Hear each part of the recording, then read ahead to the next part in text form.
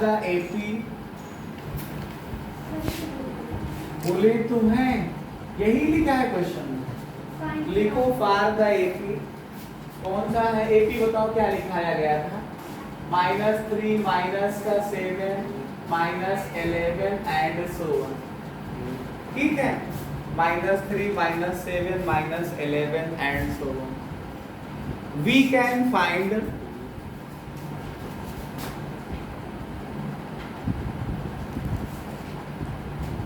830 -820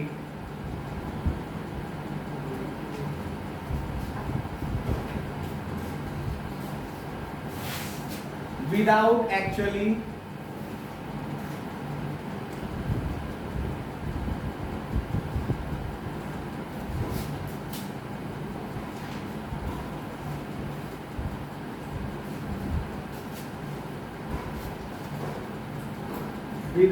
actually finding 830 and 820, without actually finding 830 and 820। कह रहे हैं कि हमारे पास एक समांतर श्रेणी है -3 -7 -11, इसमें 830 -820 को हम निकाल सकते हैं बगैर 830 और 820 की वैल्यू को निकाले हुए। ये क्वेश्चन देखो, एक आपको एक एग्जांपल के थ्रू इसको मैं समझाने का प्रयास करता हूं। इस तरह के क्वेश्चन में आपको कभी वैल्यू नहीं कैलकुलेट करनी पड़ेगी, आप ऐसे ही बता सकते हो कि ये आंसर कितना है विद इन सम सेकंड्स। आप बताइए, थोड़ी देर के लिए बताइए, समझिए।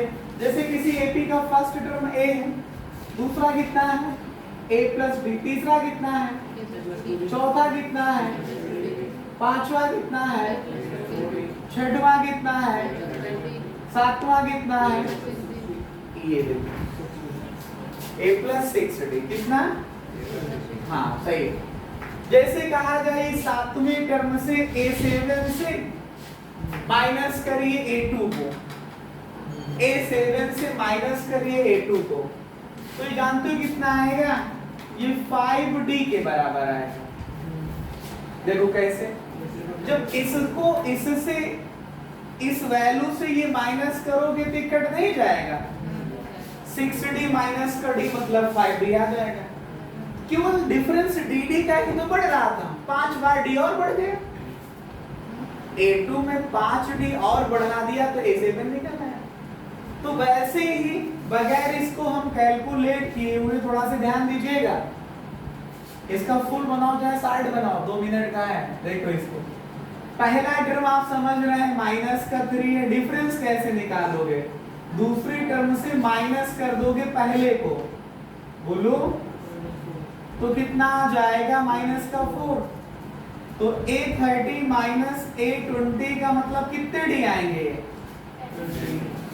30 -20 मतलब 10d। यहाँ पे यही समझाया, 7 - 2 कितने, 5, तो 5d आ रहा है, तो 10 आया और d की वैल्यू -4, तो कितना आंसर आ गया, 58। तो तुमने क्या इसको एक्चुअल कैलकुलेट किया कि 830 निकाला, 30वां पद निकाला, 20वां पद निकाला, लेकिन सीधा आंसर निकाल दिया गया कितना है।